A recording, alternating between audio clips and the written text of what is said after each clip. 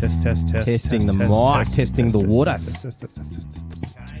Nick, thank you for joining the pod here in your horribly lit home. You're welcome. What do you think the song of the summer is going to be? Your predictions? Everyone's talking about it. What is Nick's prediction for the song of the summer? Did you fart right now? No, but I could. Would that help jog your memory? It smells stinky. No, I know the song of the summer. I think that's just your home. It's called, where's my phone? If you say it's Yankee Doodle Dandy, I'm going to come. What if I look it up and... Have you heard Yankee Doodle Dandy? Oh, yeah, I didn't know. I didn't know the name, but turns out. You know what song I'm into? What are you into? Wheels on the Bus? Matthew, going to bed? This is our live pod. We need you here as a studio audience. I'll be here in the wings. Okay. My song of the summer pick. It's called Dernier Dance by Indilla. Can you hum a little bit and then we'll play it? No. I want you to hum a little bit. It's impossible to hum. Put it in the mic.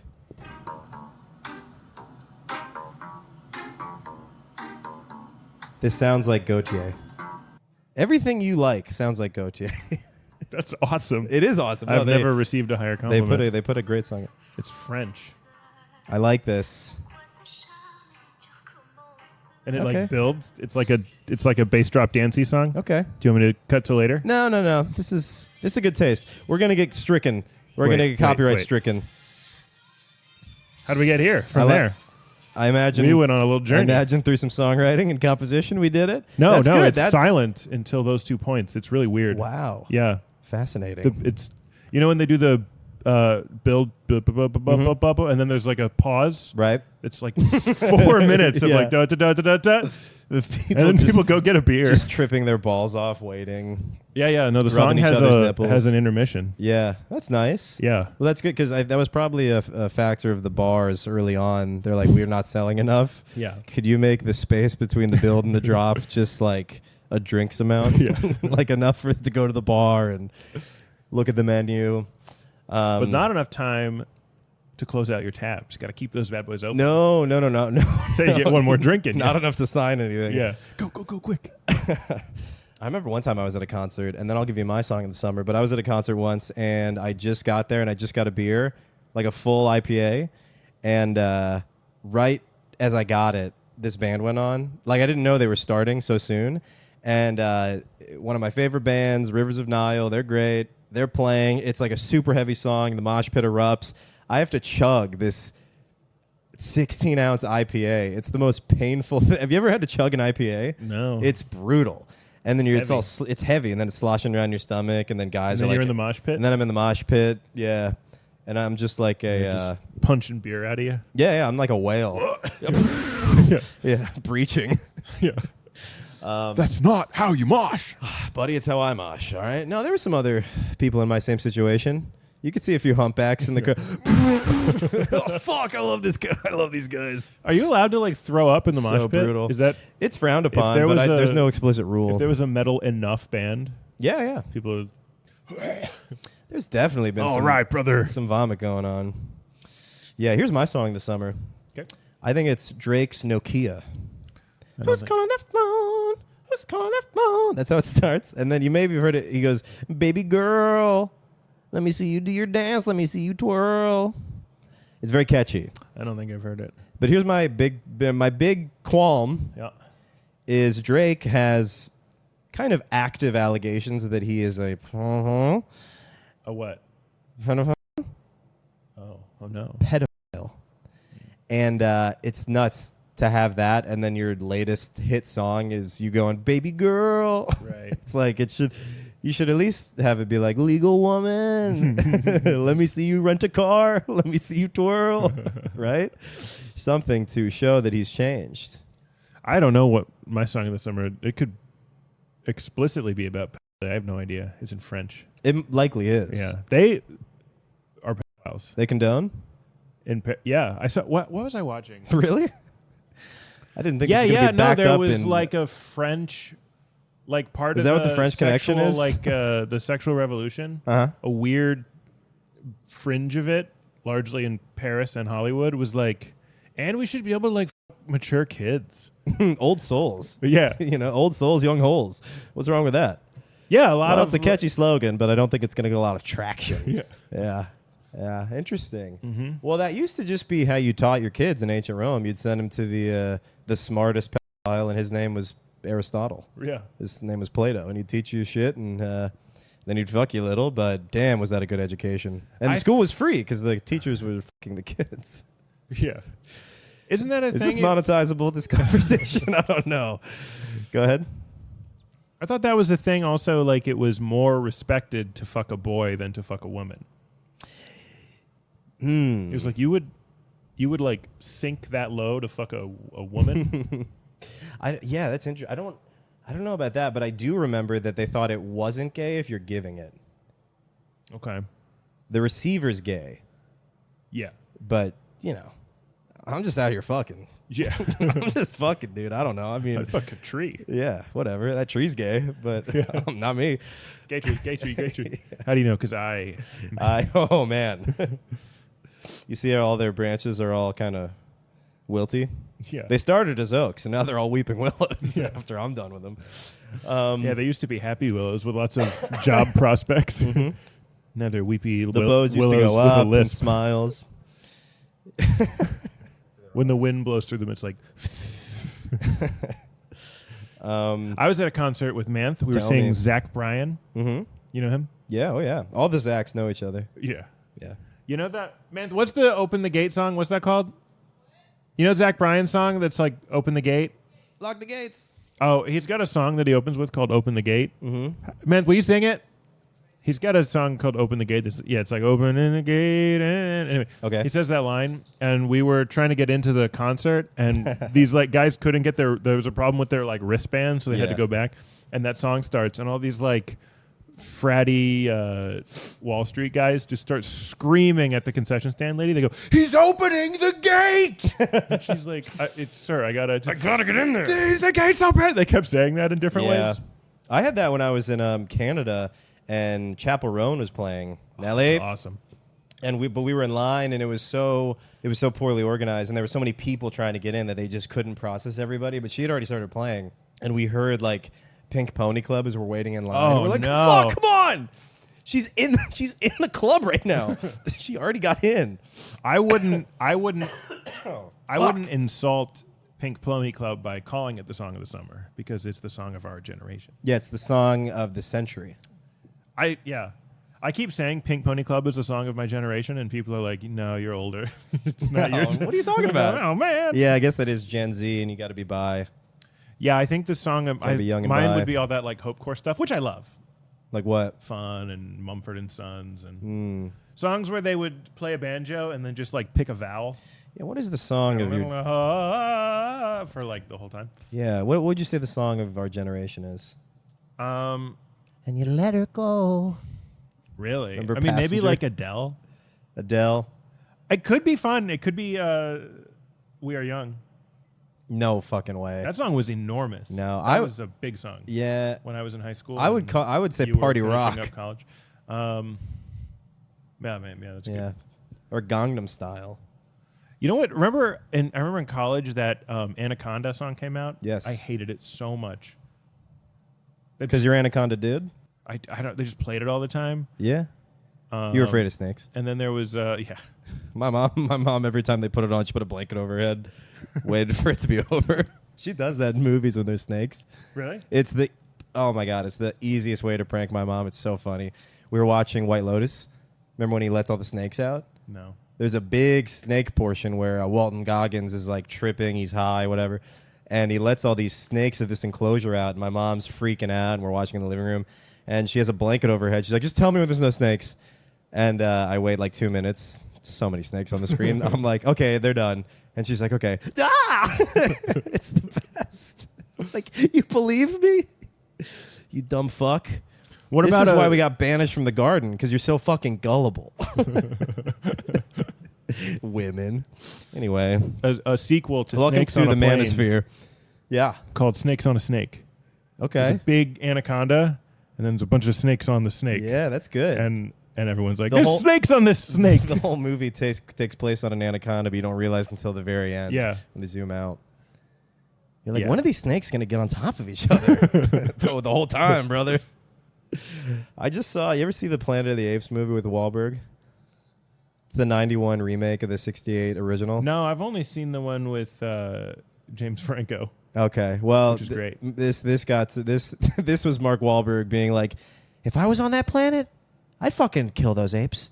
You know, if I was on, and it's directed by Tim Burton. It's kind of fun. It's kind of weird. Spoiler: at the end of the movie, he goes through this time warp in space, kind of like Interstellar, where it's a storm, and he goes forward in time, and he ends up on this planet that isn't Earth, and it's apes.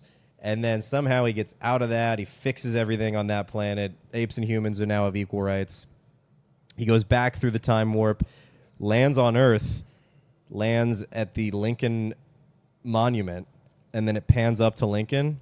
He's an ape. And then all the cops show up, and they're all apes, and they're like, get on the ground! It's pretty hilarious, but it's not. It's supposed to be like a big, oh, shit. But I'm like, what the fuck is this? So is it the wait, so what happened? So I think the concept is that, like, in the beginning of the movie, the spaceship that was out, doing ape research with these modified apes got a Mayday call that's kind of like an open thread that they close at the end of the movie by, like, that's what the Mayday call was. Earth, this is happening. But it's such a huge leap for you to make. And no one's remembering that Mayday call. Like, I had to really think about it, and I'm like, this is fucking stupid. Yeah. It would have been funny, though, if he pans up and it's like horse Abe Lincoln. Like, it's a different... No! Now I got to figure out how to make horses and humans get along. Yeah, so it was pretty silly. Did you ever do that? Did you ever answer the 100 gorillas versus one, or 100 gorilla versus one guy? Who would win? 100 gorilla versus one guy. Who do you think would win? Well, if it was Mark Wahlberg, I think it'd be a pretty even fight. Yeah. I mean, it was like 1,000 apes, and he fucking cleaned their clocks. Just have a house made of apes. Yeah. Make a house out of them. That's how you know you kick somebody's ass. Yep. When you make a house out of them. Yeah. That's what I do. Saying comes from. That's what I do with all my enemies. I'm going to make a house out of you. I melt them down and make them into brick and mortar. So I was in Minnesota this weekend. We can talk about that, I guess. Okay. I was at this Loons on the Lake Fest. Did you get bit by a skeeter? I might have gotten bit by a skeeter. It's the state bird. Yeah, the crackhead by the club. His name was Skeeter. He bit me. No, I mean, yeah, we were talking about this before the pod, but every white guy in the festival disproportionately did have poop jokes. Yeah. And it's kind of our albatross. It's our cross to bear. It's our struggle. We don't really have race or class, but we do have a lot of... We got a little bit of poop on our hands because we wipe too fast. We got a lot of poop on our hands. Mm-hmm. Yeah, no. Blood and poop. Yeah. That's why we put the poop on, so it distracts from the blood. I was like, oh, third white guy talking shit. All right. Were they good? Looks like comedy's still alive and well in Minneapolis. But the thing is, I bet the poop jokes were incredible. They were good. Dude, competition shows are so weird. Because it was a competition, and the winners got, either $1,000 or several thousands of dollars if you were in the top 5, which is cool. I like that structure. But, dude, I mean, nothing against the comics themselves, but there was one guy who was like a professional yo-yoer, and that was most of his act. It's a comedy competition. He like yo-yoed for, I would say, half of his time. Was it funny? He had jokes, but I'm telling you, most of the act was yo-yos. And the yo-yoing was impressive, but he made it in the top 5 and got money over people who were like all jokes, funny stuff, have been doing it over a decade. That's funny. It's just weird. And then you're so unique. You're such a unique voice in comedy. It's like, because he's not a comedian. No, yeah. They just have an actual carpenter like make a desk. I know. It's like I've never seen a comedian do that. Yeah, could I have done? That's totally unique. If I did a handstand, would I have fucking medaled? Yeah. Maybe. If I just did a somersault, I should have done Ray Gun's act, the Australian breakdancer. Yeah, that could have earned me $1,000. No, but I didn't do the competition because you had to. It was like $40 to apply, which is how they get all the winnings. Yeah, but I did shit myself. So we're right back again to our bread and butter, which ultimately will become shit. Mm-hmm. It's the great equalizer. Have I told you this? My You don't want to hear about me shitting myself? Well, we'll get into it. Oh, Tell did me you about actually your shit yourself? No, I fully shit myself. Oh, okay. Yeah. At my cousin's sorry. house. I'm sorry. Tell me about Some things never change. I was on the couch in my cousin's house in the basement, just, fiddling with my balls, and I farted, and it wasn't. It was liquid. Could you tell without moving that you shit yourself? Yes. Yeah. Yes. Because you're like, oh, there's a presence, Yeah. Because a fart, it comes, it goes. A presence I haven't felt since. A warmth of a woman's touch. What is that? Right Is in my that Star taint. Wars?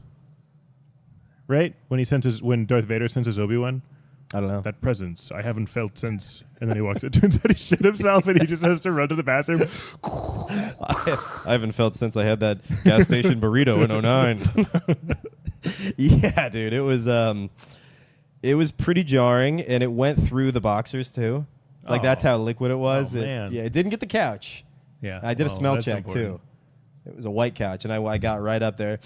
All right, we're clean. But, yeah, dude, I was shitting myself, like, the whole weekend. I didn't eat hardly anything. Like, for the whole weekend, I think I had, like, 700 calories for, like, 3 days. Mm-hmm. So I'm feeling tight. I did look in the mirror. I'm like, okay. Yeah. This works. Why don't they just do that on The Biggest Loser? Just give them rancid meat. Yeah. I think that's what did it. Just Jillian Michaels yelling at someone as they're shitting the whole time. More. Yeah. Yeah. When's the last time you shit yourself? I was thinking about it. I got sick. I had like the flu or something. And I was kind of sitting here, and my parents Is came that when up. you drank a bunch of raw chicken broth? No, I just threw up for that. Okay. Nick thought it would be, I don't know, healthy? Yeah, I thought I could skip meals. Yeah. 'Cause And I'm you, like, well, and you did. I did. You did. I had negative meals, Yeah. like 5. I threw up all night after I drank a bunch of chicken broth. You have to heat that up. Turns out.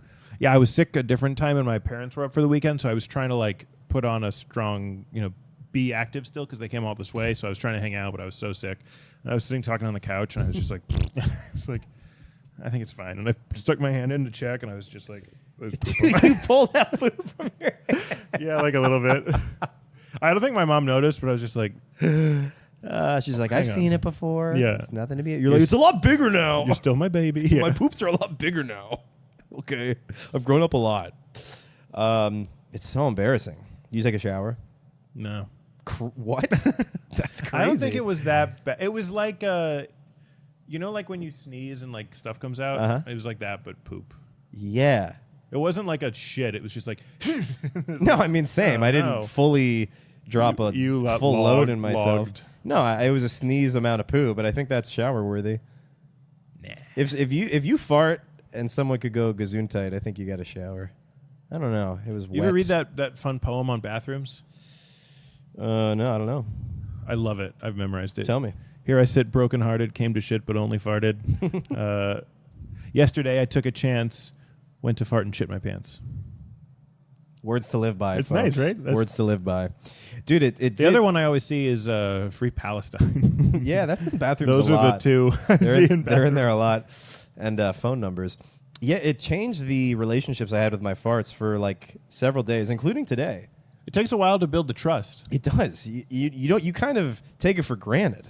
This tight bond you have with your farts Yeah. until it turns on you. Oh, And then you're like, do I even know you? Do I even know who you are? I thought we Yeah. were best buds, basically brothers. I was just talking about Darth Vader shooting him. He had so many injuries after his fight with Obi-Wan on Mustafar. Certainly he's shitting himself in the suit. He must have a colostomy. Yes. That's what that. Yes. That's what it is. Death It's- colostomy bag. It's just shit easing out. Making its way. Oh, you thought that was breathing? No, yeah. No. He's. Nelly, she doesn't like this type of talk. Yeah, I knew this would happen too. When you're like, God, all these comics just talk about poop, which reminds me, we talk Yeah. about poop for 20 minutes. Poop's funny. Poop is funny. Poop's funny. It's universal. And if you shit yourself, you got to say, oh, and then I went to Nelly. And then I went to and then Nelly doesn't want to hear the next part. I went to the show Saturday got canceled, so I got to go to my cousin's bridal shower. That sucks. Okay. Yes, but it was Let's- fun. It was nope. at my uncle's house. I like your cousins. This is Dad's side. Don't even worry about it. And he's dead. He can't hurt you. The bartender that they had like had a death in the family. Uh-huh. So they told me as I get out of the car to like walk up to the house. They're like, so you're going to bartend. I'm like, okay. And they're like, no, you're like the bartender. Like you need to be there. You need to make drinks. This is an Aperol Spritz. This is a Manhattan. Here's how you make it. And I had to like figure out how to make these drinks. And so I'm making drinks. It's my cousin Molly, who's also a type 1 diabetic, kind of strange, and her fiance Alex. And it's all their friends and some family. It's like 40, 50 people. I'm bartending. And then my uncle, he's like, it's I don't know, starts at 6, then it's 8:30, and my uncle's like, he does these weird like manipulation tricks that I don't even clock until later. He's like, so Zach, you gonna do any stand-up for us? And I'm like, absolutely not. That's crazy. Would never do that. It sounds horrible. Also, I've had like 2 drinks and no food, so that's I might shit myself. No. And he's like, well, it's 8:30, and I think if you don't get up, I think people are gonna start getting out. I'm like, oh, really? Oh, no. Well, dude, I'm not in my right mind, you know? I have no shit in me, and that usually guides most of my decisions. I'm off center. Yeah. My inner ear, my center of gravity, it's all off. So I'm like, okay, maybe, hard, soft, maybe. Okay, then he gets up on the mic, he makes some announcements or whatever, and then he looks at me, and I'm like, are you serious? And he's going to just make me do this. So now I'm like looking through my set on my phone, and I'm like, all right, I'll do this, but you got to do 5. And so I made him do 5. All I time him. He's like, I mean, he's just like bullshit surveying crowd work. He's doing Matt Rife shit. Classic. It's killing. Yeah. I'm furious. He absolutely buried you. He's flirting with people. I'm like, this is disgusting. He's murdering. He's getting emails. And he's like, how much time am I at? And I'm like, you still got 2 minutes left, buddy. Like 5's a long time. Yeah, when you got nothing. 5's a long time when you have 0.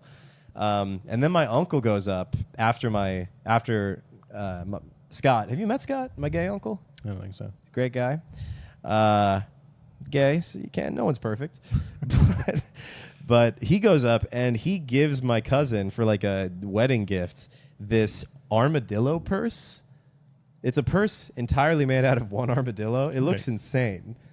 Like the clasp is the armadillo's head, and then you lift it up, and then inside the armadillo. Yeah.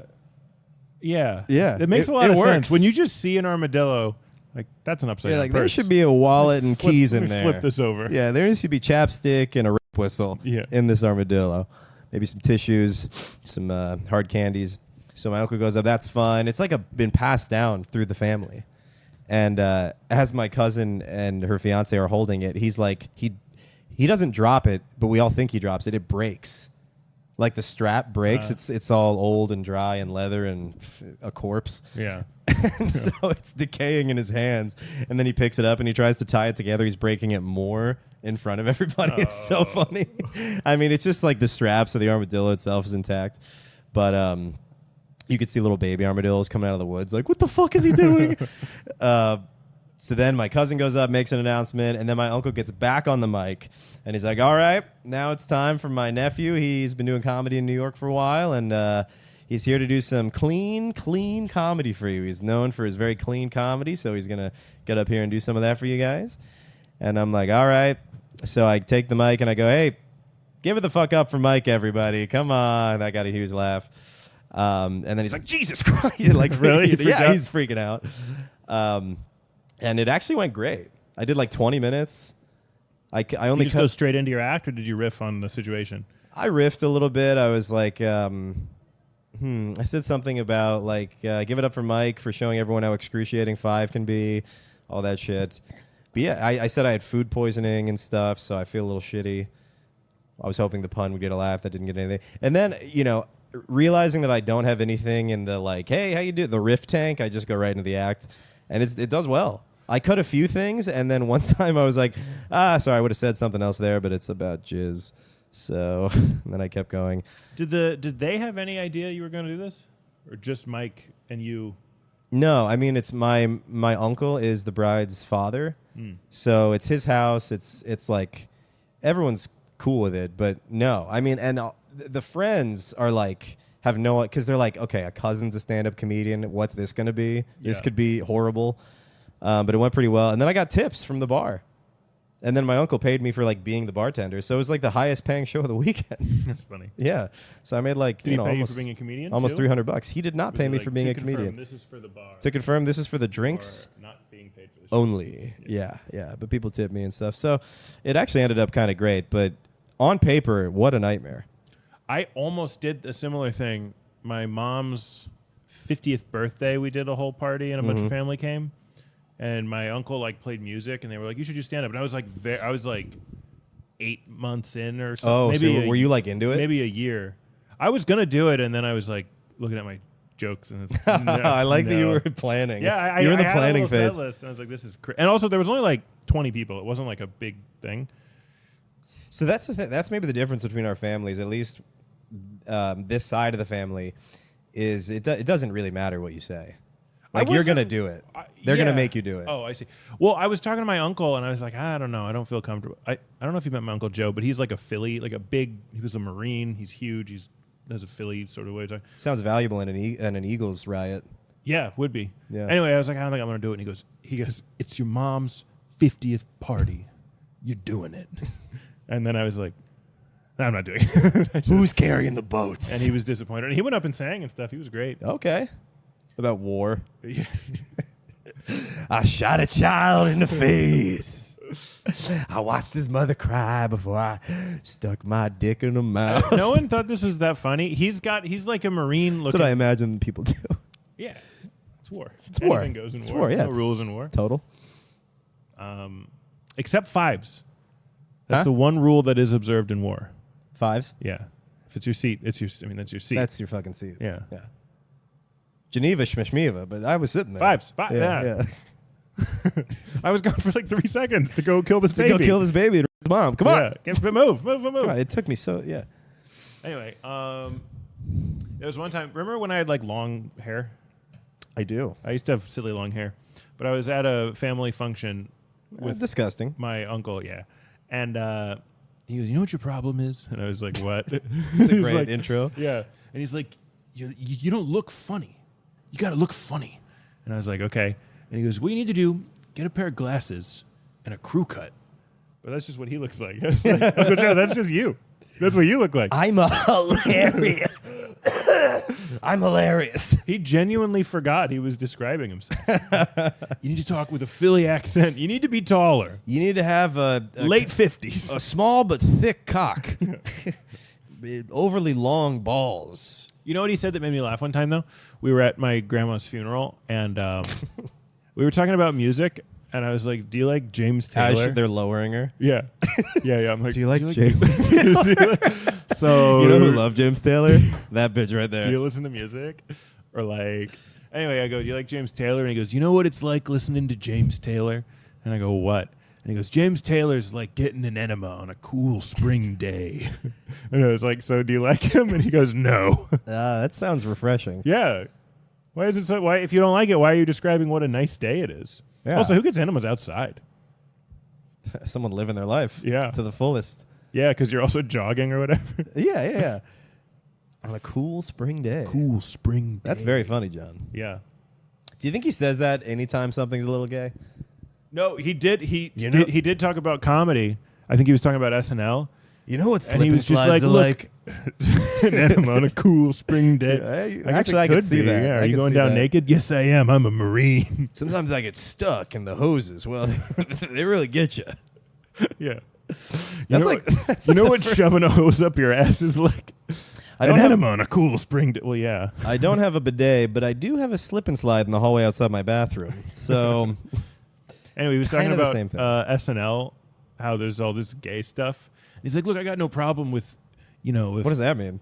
like there's gay comics always talking about being gay. Okay, He was okay. talking about, or like just on TV in general, like the Okay. gay agenda. He's Yeah. like a liberal guy, but he was just like, He's a look, liberal guy who Yeah, he refers is. to the gay agenda. I don't know if he said those words, I but what love he that. did I like say- that type of liberal. He just goes like, there's That's just fun. so much of it. Like, I'm all for it, but it's so much. I watch a show and I feel like I got hit over the head with a bag of gay oranges. These are good Mr. X. I know, these are funny these lines. are great Mr. X. And he's got the look. Yeah. Crew cut. Funny look. glasses. What's a Funny crew look. cut? Like a military, like a high High and tight. and like short. Okay. Crew. Like what a crew member would have. Yeah. I just never understood that. Bangs. The names of haircuts don't make sense. Bangs. Like, for the life of me, I could not. Like that. Yeah. That's a funny guy. Yeah, oh yeah. Those guys getting their haircuts. Probably had to pause the haircut because the barber was laughing so hard. That's why they got the picture. Look how stoic they all are, too. You ever go to a barbershop and point to a picture and go, I want that guy? Yeah, I did once, and it never works. Yeah. Because the guy in the picture is very handsome. Sure. And I'm just regular old me. I always point to the black woman, and they're like, buddy, you're going to be here for all day. I'm like, that's cool. I got a haircut in Philly that made me so mad. First of all, the guy was from Texas, and he started talking, and I was like, I'm in New York, and he was like, oh, yeah, everything's just so fast up there. And then he talked to me for, like, forever, and the haircut took forever. And it was bad. He like, what did he do? Like, I parted, like, here-ish, and he was, like, having me part it, like, here, so he, like, combed over. Oh, that's so weird. It would look terrible. I was so upset. And it was, like, $80. It was really expensive. I hate barbers who try to redefine your part. Yeah. It's like, buddy, you don't have to reinvent the wheel. I came in with it. Yeah. Yeah. I have a part. Anyway, I got so mad when I got home that night, I undid his work, and I buzzed it all off. Really? Yeah. Wow. You don't have a part anymore in this little play called my life. Yeah. You're cut. Wow. Yeah. I haven't gotten a haircut. My hairline has gotten so bad that most barbers can't really do it. I'm like a high difficulty cut now. Interesting. So Where do you go? I just buzz it myself. Oh. Because I'm like, it looks like shit anyway. Okay. Yeah. I don't think it looks bad. Well, now it's grown out a little bit. Also, I weirdly, since I own a small business, I think it's badass to look terrible. I'm like, yeah, CEOs look bad. Yep. We don't care. We're too distracted by money. Is that your title? Your CEO? What are you legally? I would be Czar? an owner and Comedy czar? managing partner. I have technically the most power in the club. Maybe you could argue Nathan does because he could shut down the website. He could hire a lawyer more than I could hire a lawyer. Oh, yeah. He's just a rich guy. Yeah. Money talks. But even if Nathan had no equity, he has so much more money than me that he'd still probably be the most powerful person in the club. Nathan's powerful. He's got all the money. And if he opened his mouth wide enough, I think he could swallow you whole. Yeah, but then I'd kick his ass from inside. Yeah. I'm still his older brother. Yeah. Punch everywhere. I feel like the end of an anime. Oh, no! He ate him! And then a fucking mic just comes out of Nathan's stomach. Ugh! Jeez! And then it's kind of a funny comical relief moment because now we're just laughing at how bad you smell. Yeah. You know? Like Nathan. Yeah. Oh, did I ever tell you this I forget if I've done this on your podcast before, but the comedy contest I won? You didn't tell me what the comedy contest you won on my podcast. No. Have you heard the story outside of your podcast? I don't know what it is. Well, act surprised if you've heard it. I don't know what this is. Anyway, in Richmond they do. I don't know if they still do it, but the Funny Bone down there used to do this bringer contest called Clash of Comics, and you do a bringer, but it also did get some audience, and for some reason. I don't know if it's still like this, but the Richmond Funny Bone was like a black club pretty much. Okay. But all the Richmond comics were like alti weirdos. Oh, brother. So it was an all black audience judged by like alti weird comics. Wow. So I went up, bombed, and then won. Wow. Because it was just judged. And when they announced I won, a black woman stood up and went, "What? No!" And then they handed me the check, and I was like, "Thank you." I've never heard that. Yeah. How much did you win? Like $100. Wow. And they're like, see, this right there, this is what's wrong with America. Yeah. And they would be right. Yeah. These no-talent whites as deserving blacks with arms outstretched wait for their reparations. This guy who just ate his dick gets $100. Were there black comics on the show who did well? Oh, yeah. Oh, several. It was so funny. They're awesome.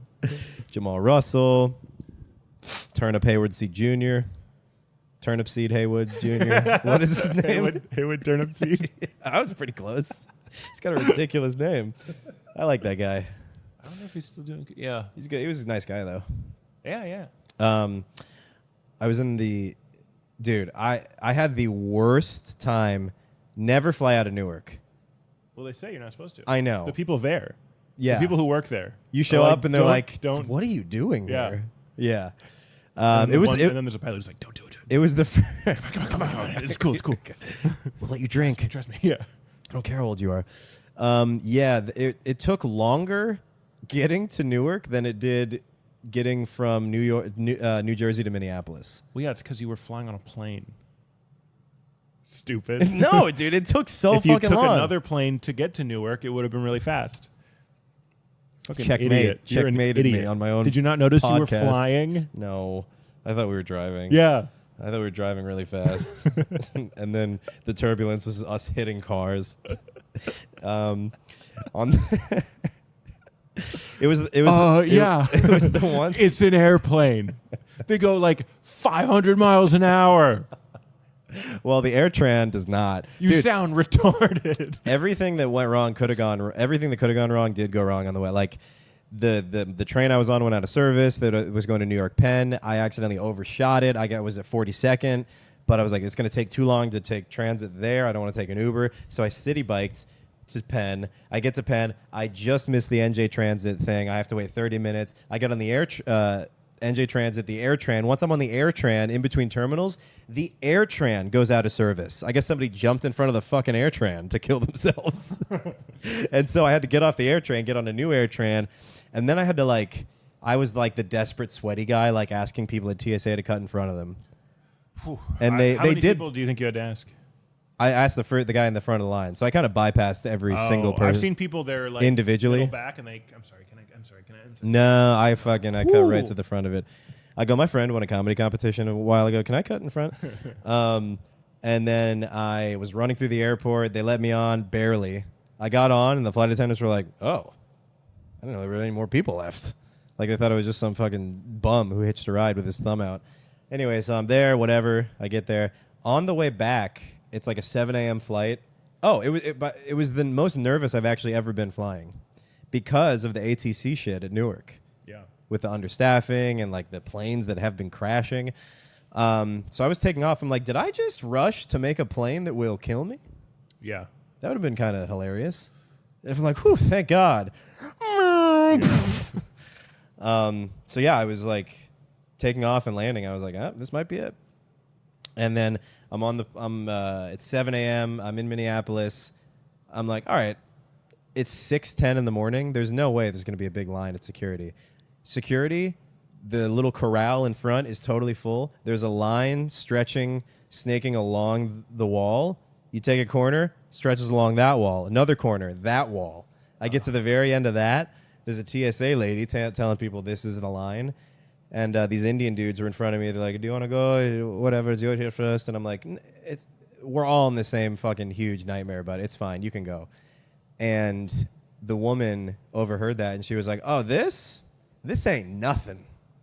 And I'm like, okay, well, it's something to me. So thanks for invalidating my feelings. And anyway, so I'm suing her. For trauma. I've been in lines you wouldn't even believe. I know. Yeah, we have people waiting on the roof usually. Like, what are you trying to do? This doesn't help me. You know? This is nothing. This is nothing. Yeah, so that pissed me off. And then go ahead. I had a similar TSA thing, and a woman complained. She's like, I'm going to miss my flight because you guys took so long. And the TSA lady yelled back and was like, you should have gotten here on time. That's not our problem. And the lady goes, I've been here for 2.5 hours. And the TSA lady was like, oh. Oh. Well, yeah, that's a long time. What are you going to do? Next. And then I get to the front of the line, and these guys. So now with Real ID, I don't know if every agent's doing this or just the real hardos who are trying to work their way up to the fucking metal detector duty. I don't know what the coveted position is, but this guy, he's checking everyone's IDs with a jeweler's microscope. He's looking at the little star, and I'm like, is this real? Do you really need to? Because I'm like, maybe someone just at home was like, shit, I don't have the Real ID. They just stamp it. Yeah. But I get on the plane. I'm 4B, middle seat. There's a couple, 4A, 4C. They're sitting there. And I'm like, hey, sorry, I'm in the middle seat. And they're like, oh, it's okay. If you don't mind, I'll go. I'll sit next to my boyfriend. And I'm like, oh, that's very nice. But I don't like asking people to do stuff for me. So I just sat in the middle. And then they held hands over me.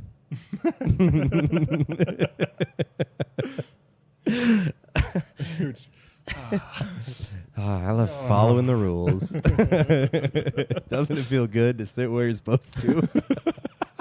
So funny. Can I say for my wife?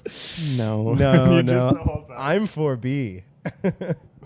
And you're my friend. So you guys love each other or what? Yeah. So how'd you meet? I want to hear both your sides. And then I'll tell you if they match up. And then I look around. Everyone has their shoes off. Do you take your shoes off on the plane? No. It's kind of weird. And this lady next to me had her shoes off. But I'm like, whatever. You're a small little white lady. All right, fine. And then this guy next to me took his shoes off. This big white guy, old man, and he put his shoes in the aisle. Huh. I'm like, this is not your fucking welcome mat, dude. Yeah. It's it's crazy. He put his shoes in the aisle, his belt. He took all his clothes off, folded, and put them in the aisle. And then let's start the movie. Matthew McConaughey, what do you got for us? They waited for. Do you want anything to drink? And then he's like, yeah, one hot coffee. right there. Right there. Let me open it up. Yeah. Oh, that wakes me up. Like an enema on a cool spring day. I love these early flights. Do I have any funny flying? I mean, I have had the experience of rushing to get to a flight to go to a place I didn't want to go. Okay. Because you do forget. Like, I had to go to like a wedding or something I didn't want to go to, and I was going to be late, so I'm like rushing. And you forget you sort of the forest for the trees. You get so like, I just got to make it. And then I made it, and they were like, you made it. And I was like, fuck. Damn it. I could have missed it. I could have reasonably missed it. Was this the wedding where you met the guy who also hates weddings? No. Actually, I almost missed that one, too. Yeah, I went to a wedding. I don't like being a +1 at weddings. Anyway, I went to a wedding where I met a guy, and we bonded over hating weddings. We bonded so well that then he invited me to his stupid wedding, and we went. That's insane that you went. Why'd you go? You didn't know him? Manth made me go. Why'd you go? Yeah, she's friends with the He was a lady. +1? Yeah, we're both +1s. Yeah. You're two extras. Just like, what the fuck are we doing here? I went isn't to our a movie. wedding where... We're just at Have this you ever diner. heard of this? They did a table of all the +1s. They separated all of us from our person and put us... So I I'm think like... that's a certain definition of hell. So I'm at the table with like I was sitting next to like the bride who I didn't really know's former coworker, and he's like, "How do you know?" And I'm like, "I don't know anybody. This is crazy." And it's like everyone's like, "Oh, we all fuck someone who knows the bride." That's how we're here. Yeah. I didn't know that when I put my dick in this lady that. But then several months later, I have to pay $600 to sit next to you. And then his girlfriend was next to him. Whoa! So I'm like, how are you guys like both +1s? There must be a one. Oh. Who is? What are you, extras? One person got a plus harem. Yeah. They just got to bring their whole cadre. Yeah. You guys getting SAG minimum or what? Is that what they call it? I think What's so. the actor thing? My balls have a SAG minimum. It's 3 inches. That's the minimum. SAG Well, I shot a commercial at Flophouse. Did you? We had extras. Yeah. It was weird. Because Did they're you like pay them? Is this No. Joey's thing? Joey paid them? No, we didn't pay them. We gave them like breakfast. Okay. You don't have to pay them because That's a we're real- not that's an a real official extra. thing. Yeah, I mean, you pay extras. I think if you're like an official, we're like too small a budget or not an official. I don't know. Mm-hmm. One pays, you know. I They get paid. paid the people to make the ad, and they didn't pay the Yeah. extras. Gosh, I would have paid the extras. I would have paid them like they were the leading man. Yeah, but Joey held you down and threatened to spit in your mouth if you paid them. So So I paid him more. Yeah. Did I tell you I was at a wedding in Chicago recently with Molly, and she made a guy cry? It was for the dumbest reason, though. He cried like tears. Yeah. Why are you rolling your eyes? What, like, because I'm assuming, but I don't know. Oh, I'm like, well, if You're honestly, rolling I'm it at like, the guy crying or a Molly little making bit. him Yeah, cry? how are Yeah, me too. Well, one, why? How could there possibly? Well, when this I much first heard conflict? this, but two, I'm I- like crying. Yeah, I wasn't there. I like went up to the room for a sec because the reception's at the hotel. So people are in the lobby, and this is like the after reception party. Was he audibly like? I think it was misty and some tears, but I don't think it was blubbering. Okay. How did what? I don't It's believe the- there's anything anyone could say to Dude, me that it's- would do that. It's the dumbest reason. So from when I first heard that, I was like, oh, Jesus, Molly's making people cry again. My instigating, hurtful therapist girlfriend. She knows how to do it. She uses her powers for evil. I guess so. So they're talking about, Israel. She loves it. she's just explaining something or whatever, and this guy. This is a Jewish wedding, so it's friendly territory. No one's coming in with parachutes or anything. At least not that I saw. Maybe they got taken out by the dome, the wedding dome. Right. You hire a wedding dome for a Jewish wedding. Yeah. A little security yarmulke for the whole party. But the guy that she was explaining to wasn't really getting it, and then this bystander who was in the conversation, who's a guy, rephrased it, and the guy she was explaining to was like, "Oh, okay." And so she goes, "Oh, so like when a guy explains it, then you get it?" Classic little rib. And the guy's like, "Why would you say that?" That made him cry? That made him cry. He was also like fucked up. But no amount of fucked up would that make... I mean, come on. That's insane. He cried. A tear. I mean, there are no heroes in this story. Somebody hit that guy with a bag of gay oranges. This is one day. Suicide Squad. All villains. Yeah, this story stinks. It's bad all the way around. It's bad, dude. Yeah, it's Israel Hamas. There's no good people here. It's all enemies. It's all villains. My boss did that to me once, I think. I was taking this was like years ago. I had a call with my boss, and we had just done You're like kissing our beach icebreakers? week thing. Okay. Our beach trip for the company. They used to take us on this beach trip. And Wild that a company has beach week. beach. Do people fuck? Beach trip. Yeah. On the yeah. Carousel beach and trip? everybody would do cocaine and Can stuff. I go? They don't do it anymore. Now they just cut you a check and they're like, why don't you go on your own thing? That's And I'm like, but smart. this isn't enough for the cocaine. There used to be the cheap cocaine because we that were guy in who the cried Bahamas. did give me some cocaine. Nice. Yeah. Anyway, And it was the crying kind. I cried too. I think it was laced with estrogen. But yeah, I hung out with 3 people, and one of them was a guy with like a girl's name. His name was like Lindsay or something. Mm-hmm. And then there was 2 women who had also girls' names. And Okay. so she was like, "Who'd you hang out with at the beach?" And I said, "This guy Lindsay and these 2 women whose names I'm not remembering." Mm-hmm. And I was like, there was like background noise, so I wasn't sure, but I'm pretty sure she went, "Oh, because they're women." And it was like my boss, so I was just like, "What?" And then she moved on. Ooh. And I was like, "This is tense." You're like, no, because I have a girlfriend and I refuse to learn any women's names. Yeah, out of respect. Out of respect.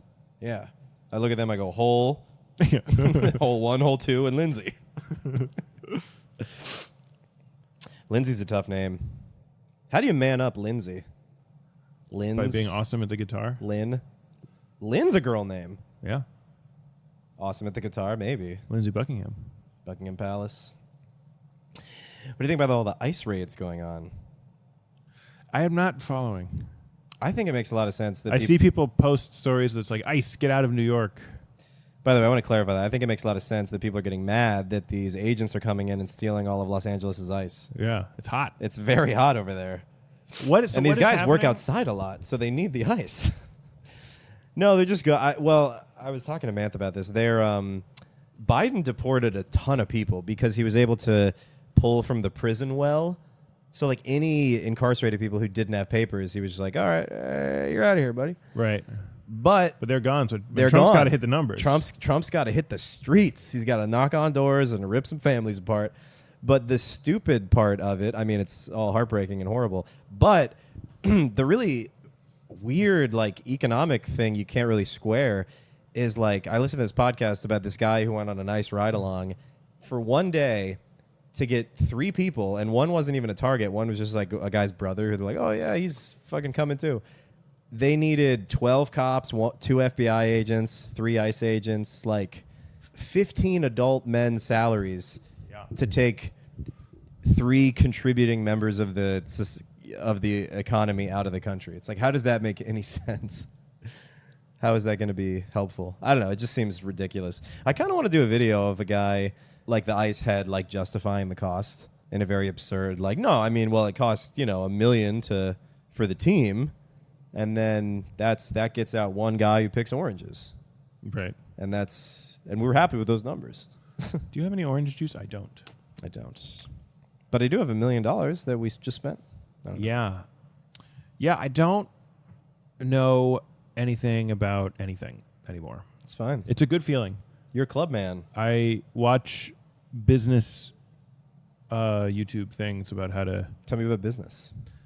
I watch this guy Alex Hormozy. I'm like obsessed You with him. love Hormozy. He follows Denise on Instagram. Whoa. And he said a tactic he used to do is if they ever had a mutual on a DM, he would start a group with both of them and then DM the person you want to talk to, because if they're following, it'll get you in. You're a Mosey whore. So I might do that. I think he'll respect it. But he's interesting because he has a lot of really like useful and applicable like business things, like how to do, onboarding and customer retention and remarketing and all this stuff. But then the other half of his videos are like these really weird get hype videos. Okay. It's like you're gonna fucking die one day, and your friends don't give a shit about you. We should make these. And you should abandon them. Like it's like whoa. It's like that took a turn. Yeah, he clearly had some. I thought it was friends. gonna be like, and you should hug them because we're all gonna die. He had some friends who were mean to him or something, and so a lot of his videos are like, oh my god. Once you start to get success, your friends will betray you. That will happen. What if you became a dick to get successful and your friends are realizing that? They'll say you changed just because they're not growing. They'll say you become a monster. And whether you did is beside the point. Yeah. No, and he's like, I have 9 failed business partnerships. And look at me now. And I'm like, that's a lot. That's a ton. I have 1. Yeah, dude. No. You have one. Well, like the business has failed or the partnership? The partnership failed? failed. The partnership failed. We are no longer partners, and we once were. Right. 9's a lot. 9's a bunch. Wow. The other thing he says, and this bugs, I think I did this on stage, but he's like, look, you start your first business not to have a successful business, but to learn. And I'm like, no. No. My first business is to be a business. Yeah. What are you talking about? This isn't a laundromat, dude. This is my fucking dream. Yeah. I spent a lot of money on this. Wow. Yeah, because most people who aren't serial entrepreneurs don't have more than one passionate, like, this is my baby. Right. Like, we've seen so many Shark Tank episodes where they go on and they're like, this is what I've worked for my whole life. This is my dream. And they're like, you got to cut it. Well, you got to move Shark on. Tank is so weird. So I went to a small business expo. And you just see they're welling up. What? Yeah. The sling for fruit that you can carry around instead of a bag is not prudent? Yeah, Lori says this isn't going to work, and they're like, huh? And then Mark says it's not going to work, and they're like, oh. And then Lori's like, you didn't get it when I said it. And then they and then Mr. Wonderful's like, hey, get out of here. I don't work with crybabies. You know what's a funny thing Mr. Wonderful does? Every time anyone mentions love and he's talking about love, he goes, I love love. Amore. Whoa. He does it every time. Like he'll just, people are talking about business and he does, whoa. It makes me laugh. No, so I went to this small business expo. Did I tell you about this? No. Me and Marty and Andrea Allen and expo? Hannibal Burris went to the small business expo. Whoa, dude, you should have opened with this. That's crazy. Yeah, we all went to the small business expo. 4 losers. Yeah. At the And I'm thinking it's going to be like Shark Tank, where it's a bunch of people with like weird this is Minnow gizmos. Tank, like man. it scratches your balls and also holds your beer or whatever. Yeah, that would be awesome. I would love to go to that. Yeah, but no one's business is that. I don't know where Shark Tank is finding these people. Everybody's business is a Software SaaS service. It's an AI business marketing. Give me a doohickey. No one has a doohickey. Give me a doodad. People were so excited to talk to me because I was the only person who wasn't at a cluster of like AI business development optimization. I was like, it's a comedy club. It's a building. It exists. Yes. People were like, that's incredible. That's revolutionary. You think that's going to catch on? Yeah. Buildings? Yeah. So we walked around to all the booths, and then they had speed networking. And I wish you stopped at speed. Me and Hannibal. That would have really accelerated some of the networking. Are all online, and we're like, Hannibal, you going to do this? And he was like, absolutely not. So he just took us in and left. Nah, man. First thing he I'm ever good. did. Really? Yeah, he said he didn't like it. Anyway, Yeah, nobody does. And then he comes crawling back for more after he throws up.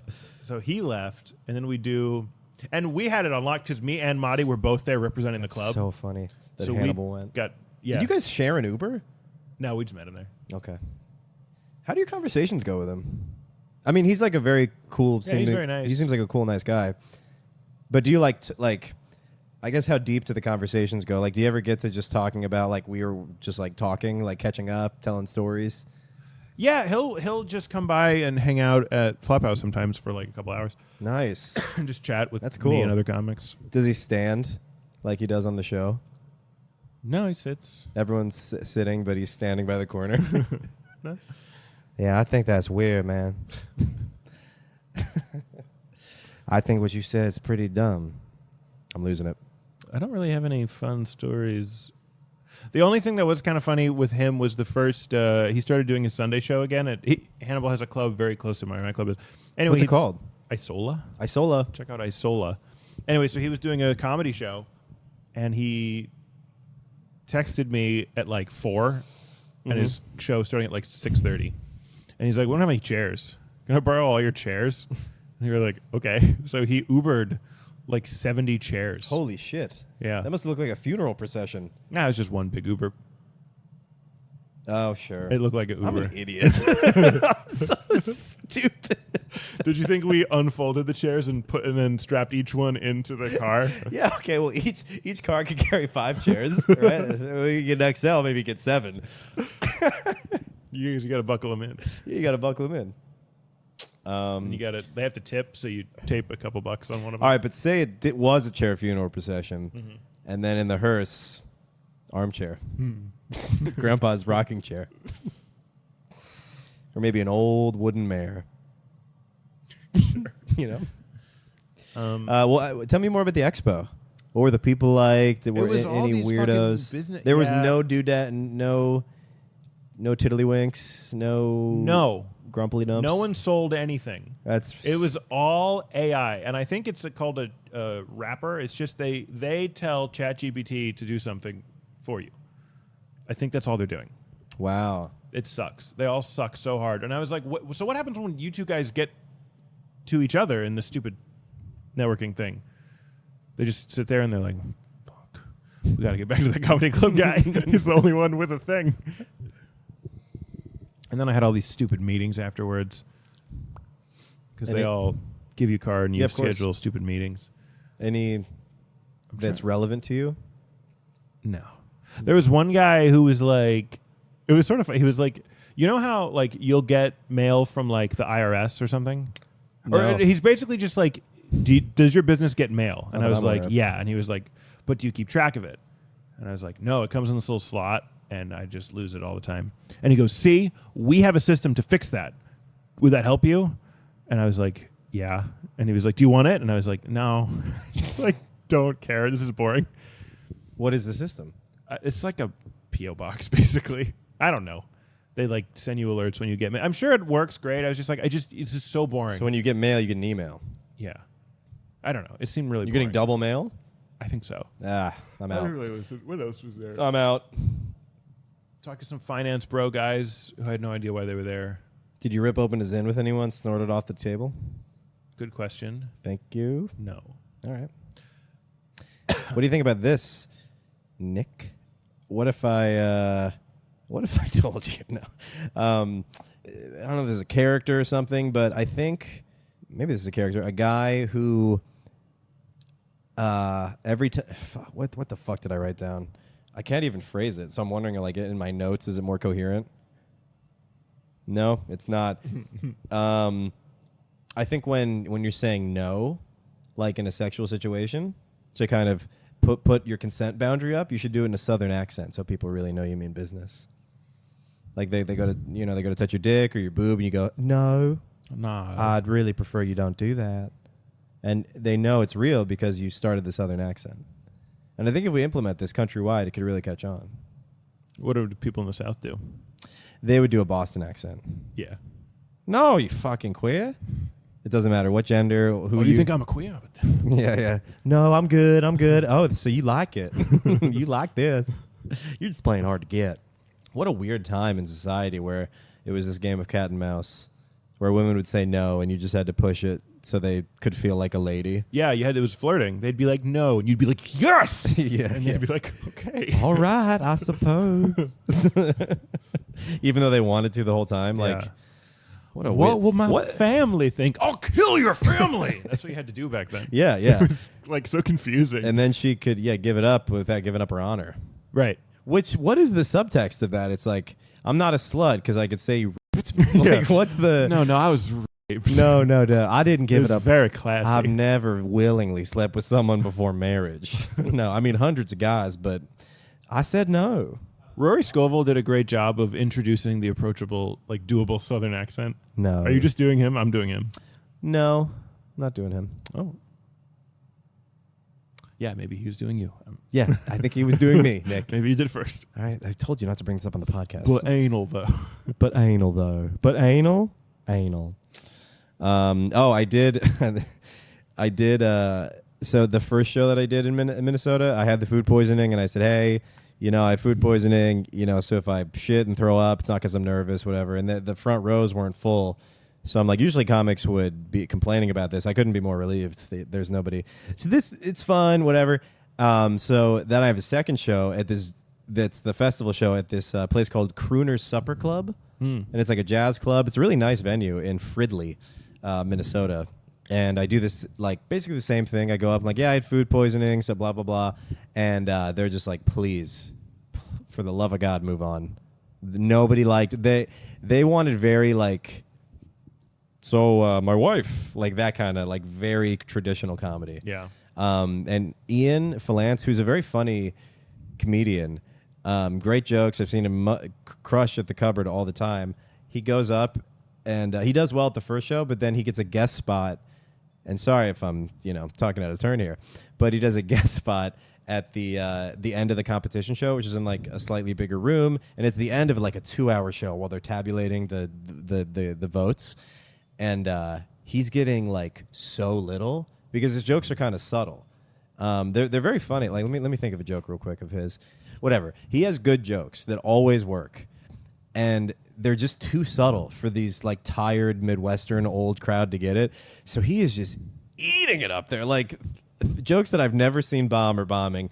And then he ends with, a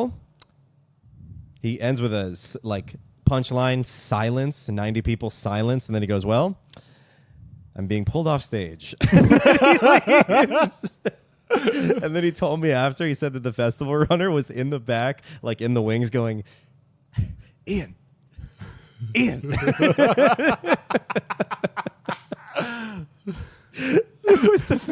then the whole Uber, we split an Uber back home. I dropped him off, and the whole time he was like, "Was that? Am I horrible?" Like he really rocked him. But I'm like, no, I think these people were just too. You needed to be like a comedy competition, high energy, just hit him over the head with it. I always think like I'm far enough into comedy where if I had a really bad bomb, I would just be like, okay. But I don't. No, and he was doing that where he's like, these jokes are good. Like these jokes are good, right? I'm like, yeah, dude, it's fine. They were just not. Yeah. It just wasn't gonna happen. It's okay. I had my first but he hasn't done Ron gigs that much. Yeah. And I was telling him about that. It'll tear you down. It'll tear you down. Then you build a hard exoskeleton made of mainly calling the audience gay, and that protects you. But I don't feel like we resorted to that much. No. But I did tell him, though, that when I did these Ron gigs and then I would come back to, like, I was at Young Ethel's or some Brooklyn show and seeing what was killing there. And I was like, oh, this is not real. Yeah. This is not real comedy. This is real comedy in a sense, but it's not. You're going to eat your lunch out there. Yeah. In most of the country, which is a very eye-opening thing that I think you need just to get out and be like, oh, yeah, it's not just. You need some tactics to. Well, and also get them if you're back. headlining, to fill. I mean, you got your cute little jokes that work for 6 minutes, but like, you're up there for an hour. It's a really long time. Yeah. Even just good jokes doesn't work. True. Yeah. You got to have other stuff. You got to have pitch variability and. Remember when we did that show in Manassas and no one could hear Santiago? Yeah. Because he was like, and the mic was eats the mic and no one way too loud. Guys, did I bomb? Yeah. I mean, no one knew anything you said. Technically, yes, for sure. And then everyone came up to him after and was like, I didn't understand a word you were saying. And I guess that made it feel better. That was awesome, though. I love that tour because I got to see him kind of eat it like for half the show. For the first half. He was like in his head because he's like, awesome. I don't write tight jokes. It was awesome. Zach knows what he's doing. It was the one time where he's like, maybe I should ask Zach what to do. I've we're mortal enemies. Recently, twice. Molly's like, you don't understand Israel-Palestine. I'm like, I know Santiago Zach, and it is an entrenched, prolonged conflict that is not going to be solved. So I think I know a thing or two. I bombed at Roast Battle. Ooh, bombing at a roast is really hard. Wasn't doing a roast. I was opening for Roast Battle. Well, that's on you. That's on you. And also, I didn't realize, like, I thought Dan was, like, going to give me a guest spot, and he was like, no, you're, like, opening. I was like, so I'm hosting? You're opening. So I just go up and do, like, 10 minutes cold to, like, half comics, half, like, Roast Battle audience. But, like, comics like your jokes, though. I did, like, the first half, I did, like, my sort of act, and it was doing fine, and then I was like, I'll try some new stuff, and I bombed really hard. Okay. And the actual host of Roast Battle, the way so I go, all right, thank was it you. Mark? I guess so. Mark Henley, beard. I think so. Okay. And I go, all right, thanks. Get ready for Roast Battle. And here's the guy. And he comes up and he goes, that was Nick. He owns the place. And that's how he That is funny. to get a laugh. Yeah. Yeah, Mark's a good dude. Yeah. I had another bomb. It wasn't like 0 laughs, but it was just like a not good set at Flophouse. It was one of those where there was no like the crowd was fine. I just like did bad. And it's frustrating because I had I'm like, I just told the jokes. I don't know. I just didn't connect. Uh-huh. Did I ever tell you the worst bomb? I think I probably did, where the guy stood up and yelled at me.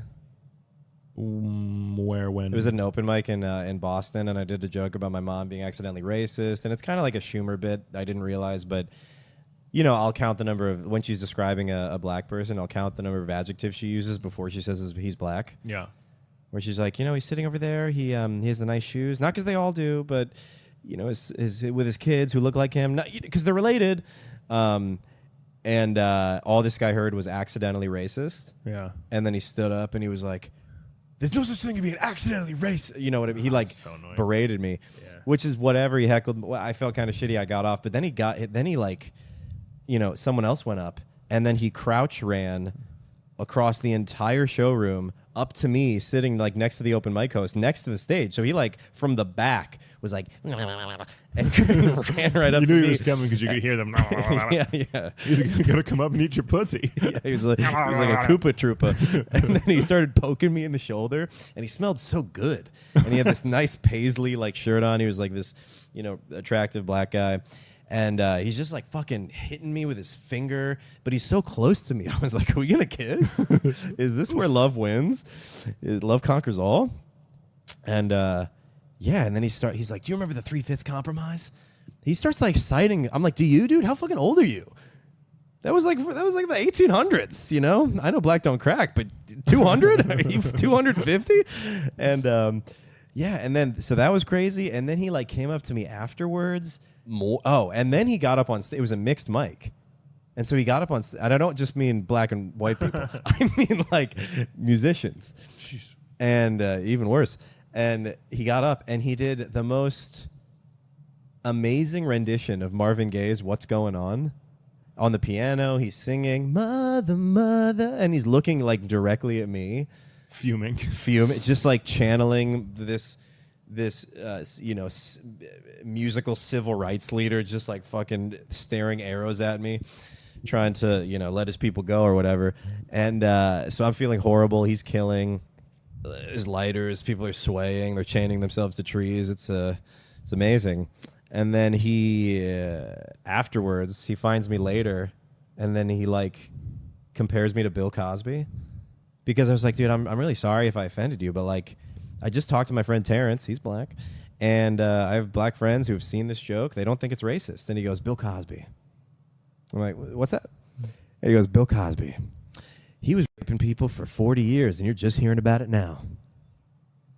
And I'm like, so what are you insinuating? What are you saying, that I'm going to be doing this joke for like 30 years and no one's going to tell me it's racist? And you've already been doing it for 10? And I've already been doing it for 10. Yikes. And then I go up on fucking late night, and then finally people are like, oh, yeah, that was kind of racist. Yeah. Like, what? It was an open secret. People start coming out. They're like, I always knew it. Yeah, so that was, it was the most like comprehensive, the bomb that kept bombing, It was like they sent in one, and then you're like, okay, it's over. And then you hear the sirens again. You're like, he's coming back for another round. He kept strafing me. I was surprised. I did a joke that really was just offensive and homophobic. Nice. And there was I'll tell you it. There was I was going to say, but we're both nice. Oh. Yeah. There was we broke 'em. a bunch of like woke gay people on the show, and the audience was here. It was the Park Slope, like my backyard show. Oh, no. So the audience was also, it bombed, but I was like, I bet I'm gonna get yelled at, and no one yelled at me.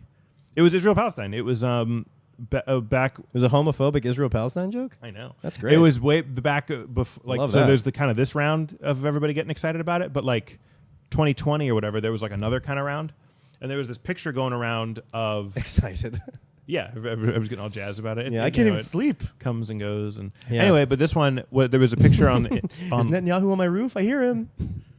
there was a picture that was going around social media of a bunch of missiles coming from, I guess, Palestine or something, and then the dome shooting missiles. I remember this joke. Yeah, and the dome's missiles were all like very targeted, and Yes. the other ones were like going all over there. And I was like, oh, it looks like Israel has missiles and Palestine has gay missiles, because they just like, and people were just like, and I was like, which part of that was offensive? And they were like, all of it. It sucked. And I closed on it, and I was like, well, all right. Pretty harmless, though. Yeah, Pretty harmless homophobia. that you would think gay missiles couldn't be couldn't Fly name and kill straight. Jews. They Yeah. can. Yeah. They can. when they explode, they go, yeah. Boots the house down. Nice, dude.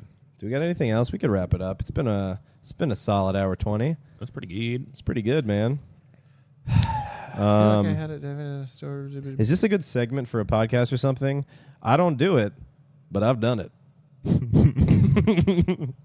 That's pretty good, right? All right, what do you got? I don't have anything. Anything you'd mention, I do it. I habitually Habitually do the stuff that I've done. Yeah. If I do it once, I do it again. I do it again and again.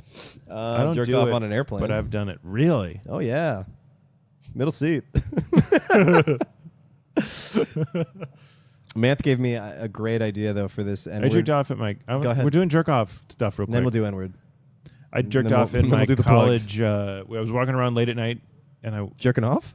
I was just walking, and then I went into like a bathroom in an academic building because it was like open. Some and of I the was like finest shits in I've a ever shit. had. I was taking a shit, and I was like, I could jerk off right now. So I was jerking off, but it was so late at night they had changed how the automatic lights. So they came off, and I was jerking off, and I had to be like, You needed light? yeah, it's spooky. Yeah. Well, I drew a picture I was jerking off to, so Yeah. I had to see the boobs. I wrote "Free Palestine." I was jerking off to it. It's all you're allowed to write on bathrooms. I know. I try to write anything else, and it just comes out from Yeah. Palestine. You know who's really pro-Palestine is people taking a People shit. taking shits. Those poor kids. Yeah. Is this what it feels like to be them? Man, they are going through it. R-E. Yeah, I do wonder how many just fucking carved into the bathroom stalls, scrawls we need until they're wiped from the river to the sea. It makes, I feel like we're getting close. Getting pretty close. I heard Santiago and Mahdi do a whole hour conversation about Israel-Palestine. I didn't say. I just was like, I know nothing. It's better to not get involved in those conversations. I mean, there's no winning. Yeah. Just like in the real conflict. In the Right. conversation, in the war, there's no winning. It's sad, but the only way it will be in it is if one side annihilates the other completely. Yeah. And I just want one of them to get it over with. And I think we know how it's going to be. But, I mean, it's not going to work. I always hated, though, when when people don't let you not have an opinion because silence is violence. I want to be like, suplexing is violence. Yeah. And then Arm I bars. suplex them. Yeah. Roundhouse kicks is violence. Sack taps are not quite violence. Good fun. They're good fun. They're good fun. Yeah. I feel like I had some. Wait. A kiss on the cheek to a coworker. Good fun. Good fun. And then you go into what's a good fun. What were we talking about? Can you please remove your hand from my breast, please? Sorry. Lindsay from work is lying. I thought Lindsay was a guy. Yeah, he has Shut up. huge tits, and they're really nice. They're distracting. He needs to wear a bra. I was telling the Manth of the kids I babysit say the N-word. They don't do it, but they've done it. And And she's like, how'd you get him to stop saying it? And I was like, oh, I just started saying it until they thought it wasn't cool anymore. It's pretty funny, right? Yeah. I was, oh, thank you, man. That was a gift. Yeah, I just started saying it on Facebook, and they hate it. I said the N-word around a black friend once. How'd that go? It was in high school. Me and my friend Kyle were driving home, and we were talking about politics and about like free speech and stuff. And I was just like, You're like, you know who needs reparations? well, These we N-words. were talking about the word. Uh-huh. And I was just like, it's just crazy that just like, obviously, whether or not a word's offensive is context dependent. It's just, in a vacuum, it's just a word. Like if I just said, and then I just said it, it obviously has no, and I was saying that, and before I could even finish making the point, he goes, whoa, what the fuck? And I was like, oh, I guess never mind. Looks like I am wrong. Sorry, I thought this car was a vacuum. Yeah. Turns out nothing is. But that's the thing about space, is that nobody can hear you scream the N-word. Yeah. The only safe thing to assume is that astronauts are all saying the N-word until What I do you think prove they were they're not. doing when they were stuck up there so long? They were fucking and saying the N-word.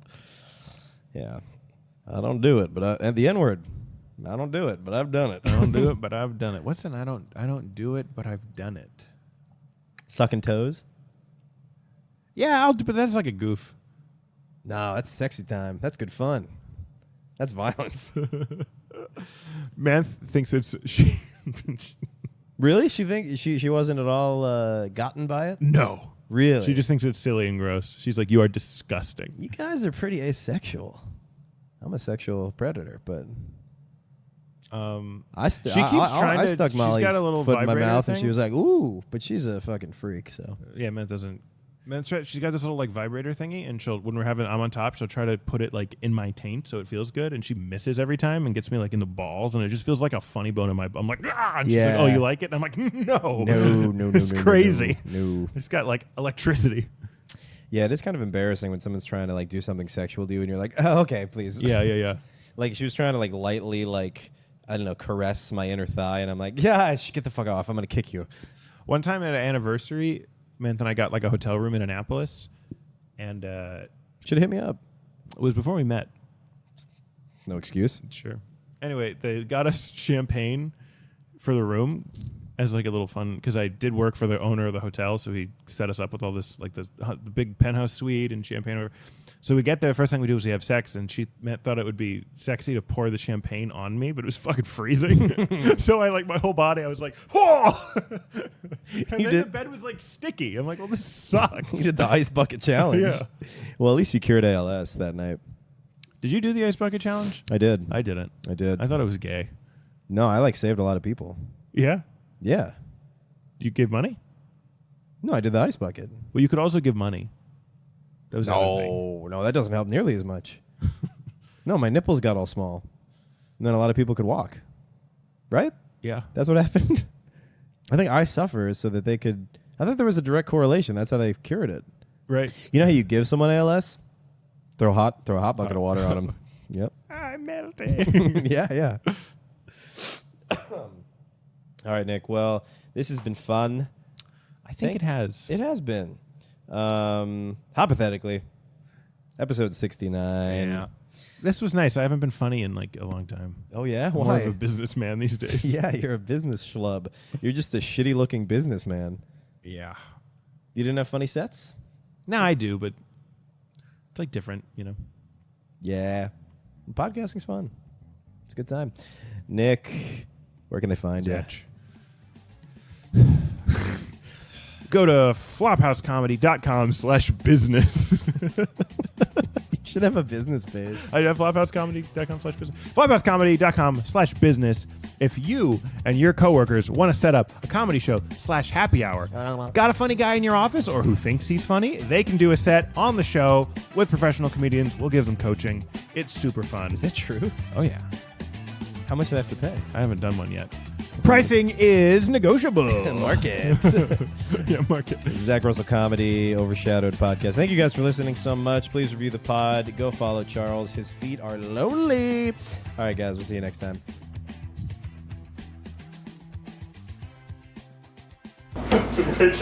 That's you. No, that's in the episode.